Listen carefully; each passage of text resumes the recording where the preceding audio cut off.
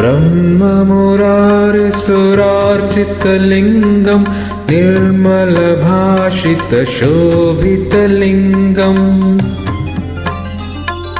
जन्मजदुःखविनाशकलिङ्गं तत्प्रणमामि सदा शिवलिङ्गम्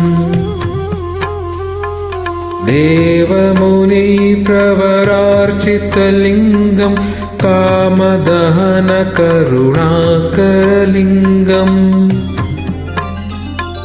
रावणदर्पविनाशकलिङ्गं तत्प्रणमामि सदा शिवलिङ्गम्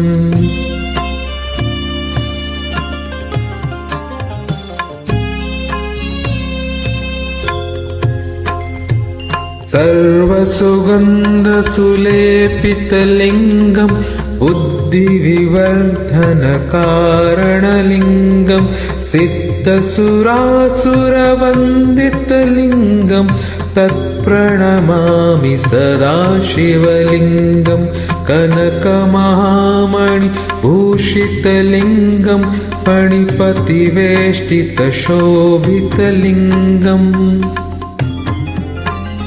दक्षसुयज्ञविनाशकलिङ्गं तत्प्रणमामि सदा शिवलिङ्गम्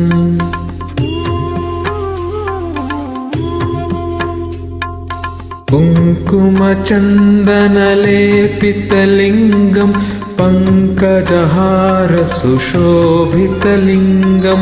सञ्चितपापविनाशकलिङ्गं तत्प्रणमामि सदा शिवलिङ्गम्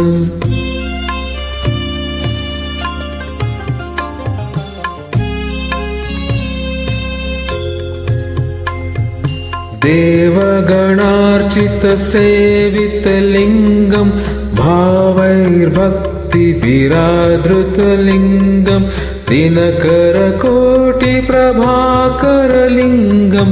तत्प्रणमामि सदा शिवलिङ्गम् अष्टदलोपरिवेष्टितलिङ्गं सर्वसमद्भवकारणलिङ्गम् अष्टदरिद्रविनाशकलिङ्गं तत्प्रणमामि सदा शिवलिङ्गम्